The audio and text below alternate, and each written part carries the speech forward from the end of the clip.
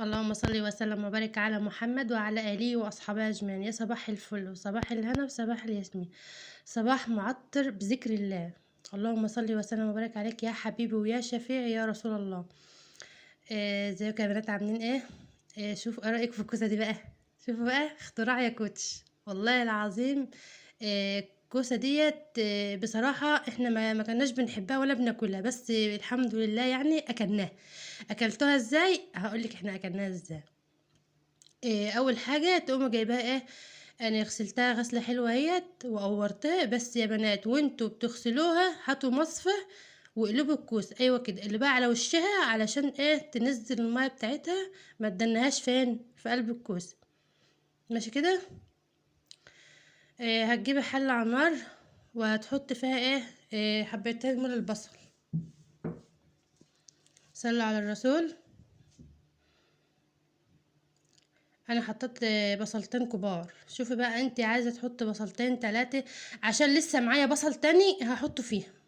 في معايا لسه بصله تانية هحطها فيه. حطيت زيت.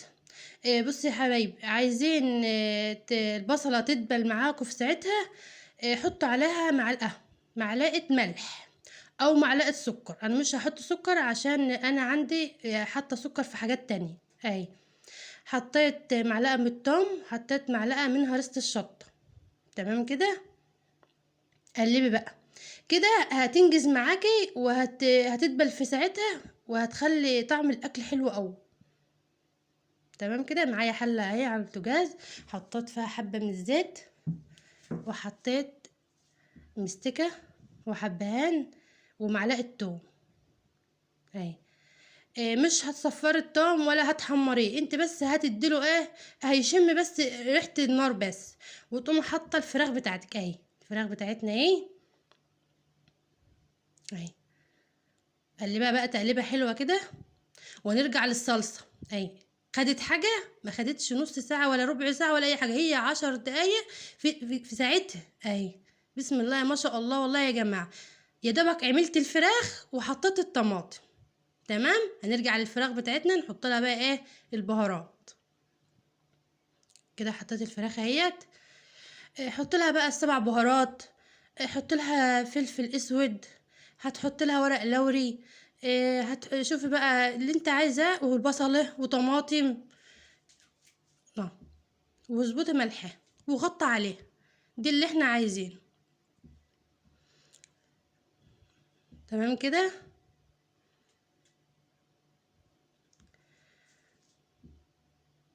اه يا حبايب قلبي، انا كده حطيت البصل عليها، حطيت بصله واحده. بصلايه بقى مع حبه طماطم. عندك طماطمايه هتخرطها فوقها، ما بتحبش الطماطم عليها عادي. انا حطيت اهوت طماطم اهي على الوش. تمام. هنرجع بقى للصلصه بتاعتنا، هنحط لها نفس التوابل، بس دي هنحط لها 7 بهارات. احط لها ورق لوري برضو، واحط لها فلفل اسود وكمون اهي. واحط لها مرقه دجاج، حط لها واحده من مرقه الدجاج في الصلصه. حطي في الصلصه واحده من مرقه الدجاج. بصراحه بتفرق في الطعم وبتخليها طعمها حلو قوي. اهي اهي حبيب قلبي. هتحط بقى هتقلبها بقى تقليبه حلوه وتكملي بقى. شوفي انت بس ما تحدقهاش، يعني انا كنت حاطه في التوم وحاطه في هريسه الشطه الحدق بتاعها بصراحه. هو كانت مظبوطه. اظبطي ملح الحاجه قبل ما تحشيها. اظبطي ملح الصلصه قبل ما تحشي المحشي بتاعك، بالذات الكوسه، عشان الكوسه ما ينفعش ترش عليها ملح، لازم أن تكونوا ظابطه الصلصه بتاعتها. طبعا هتيجي ترش عليها من فوق. هتقوم الملح يفضل فوق كده، عشان هي اصلا ما بتتغطاش بالميه. جبت طاسه على النار اهي، وحطيت فيها شويه زيت، وهستغنى عن صدر فرخ اهي. انا مش هحمر صدر الفرخ، مش هحمر، انا قطعته قطع كده صغيره، وهغير لون بس الفراخ بتاعتي، هغير اللون. بس كده قوم قلبها على طول، يعني انت تشمي بس الزيت وتقوم قلبها اهي. عايزه بس اللون ده اهو. هترش عليها فلفل اسود، وما انتش عايزه تقلبها على الجنب التاني عشان فلفل اسود، اشتري قطعه حطها فوق القطعه اهي، اشتري قطعه حطها فوق القطعه دي اللي انا عايزاه، بس كده. لو انت ما انتش عايزه تحطي على الجنب التاني. طبعا انت هتعمله كتير عني، انا بقى ايه، انا استغنيت بس عن الصدر عشان الصدر كان صغير، فالحمد لله. تمام كده.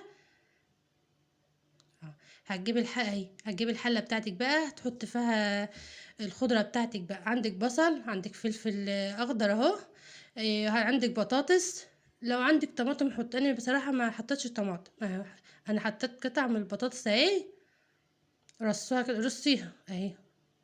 والله يا جماعة بسم الله ما شاء الله اللهم بارك، طعمها تحفة. جربيها، جربها مش هتخسري حاجة والله العظيم. ولادك هياكلوها قبل ما يقولوا لك، يعني قبل ما تخلص من عندك هيقولوا لك يا ماما اعملي لنا كمان. بسم الله ما شاء الله، احنا ما كناش بناكلها اصلا ولا كانت بتخش بيتنا، بس من بعد ما عملتها بالطريقه ديت بصراحه كانت جميله قوي. اغسلي الرز بتاعك الاول وحطيه الصف، لازم يتصفى الميه خالص عشان ايه ما يسردش معاك. مامتي الله يرحمها وحماتي كانوا بيجيبوا ايه البصله كده ويحطوا عليها فلفل اسود ومعلقه من التوم ويدعكوا الرز بيها اهو. هنا بقى الشبت ده انا كنت جايباه النهارده. الشبت اللي انا هحطه اللي قدامكم في الكيس ده انا كنت مفرزاه من رمضان. شوف بسم الله ما شاء الله شكله احلى من اللي انا كنت جايباه النهارده. يعني انا جايباه النهارده دبلان والله ما فتح كده وشكله اتغير وبقى حلو لما غسلته بالخل والثوم، الخل انا اسفه والليمون. معايا الصلصه اهي، صلصه يا جماعه خطيره. شوفوا بسم الله ما شاء الله، هرسه الشطه دي يا جماعه بتخلي الاكل له طعم تاني خالص. بصراحه جميله قوي والله، انا ما بستغناش عنها اصلا في بيتي. يعني قبل ما هي تخلص يكون انا جبت شطه وعملت هرسه الشطه دي في بيتي. حوشي بقى الورق اللوري، كومنت منك حلو يا حبيبه قلبي بقى. وتابعيني في القناة عشان يوصلك كل جديد. هي بتبقى افكار يا جماعة بناخدها من بعضنا. انا خدت فكرة منك، انت خدت فكرة مني، احنا بنكمل بعض بس مش اكتر يا حبايب قلبي. اه قلبي بقى الخلطة بتاعتك، اظبطي الملح بتاعك عشان الكوسة بتاعتك ما بتحطلهاش ملح وهي على البوتاجاز. اظبطي الملح بتاعك اهو. تقلبي بقى، قلبي بقى ايه، خلي كله ايه يشرب من بعض اه. وانت بتحشي الكوسه اخبطها خبطتين او خبطه، يعني اللي هي ما تتكسرش منك وما تزحمهاش. يعني ما تجيبيش معلقه وتقعدي تزق فيها كده وايه وتزحميها، لا هي يا دوبك تمليها وخلاص وترصيها بس. على الخلطه بتاعتك دي يا جماعه، جربوا الخلطه دي كده اللي هي تحت الكوسه دي. بصراحه والله يا جماعه بسم الله ما شاء الله اللهم بارك. احنا اكلناها كان طعمها تحفه، طعمها بصراحه تحفه. وانا طبعا عمر ما هنزل لكم حاجه وحشه، جربوها وانا واثقه في ربنا ثم فيكم اللي انتوا هتجربوها. ولو جربتوها وطلعت حلوه معاكم اكتبوا لي في الكومنتات. تمام اهو. ايوه خبطها خبطه كده وقوم رصها تاني. بص بقى بسم الله ما شاء الله اللهم بارك. عندك حته سمنه بلدي او حته قشطه او لا سمنه بلدي لا قشطه، وحط بقى الزيت بتاعك البتاع، انا اسفه الشوربه بتاعتك اهي. ما تغطيش الكوسه بتاعتك عشان هي بتسرد ميه، ما تغطيش الكوسه بتاعتك. شوفي بقى الرز بتاعك حسب بقى حبات الرز بتاعتك بقى بتاخد ميه كتير بتاخد شوربه كتير. انا بصراحه الرز بتاعي ما بياخدش شوربه ولا ميه كتير، هو يا دوبك يعني حاجه بسيطه وبلقاه استوى في ساعتها. ما شاء الله يعني اللهم بارك اه. ما شاء الله ما شاء الله يعني بالهنا والعافيه. والله يا جماعه كان حبه كوسه بصراحه هما جمال وطعمهم حلو.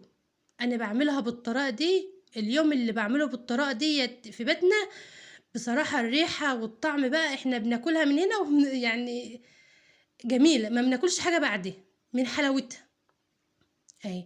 الكوسه بتاعتك اهي اهي، اقلبها بقى، اقلبوا الكوسه بتاعتك اهي.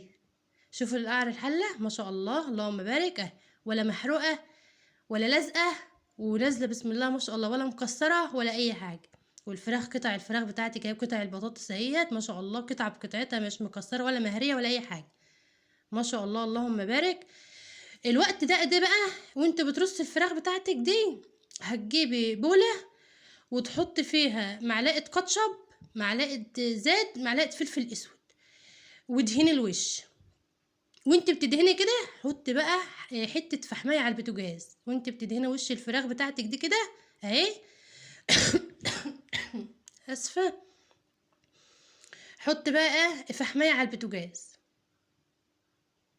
اهي، رشي بقى، ولعي الفرن بتاعك سخنيه اهو، وحطي الفراخ بتاعتك في قلبه. إيه، ولا في ناس على فكره يا جماعه، في ناس بتحمرها، بتحمر الكوسه قبل ما تحشيها. لا انا ما بحمرهاش بصراحه، انا بحطها في الفرن.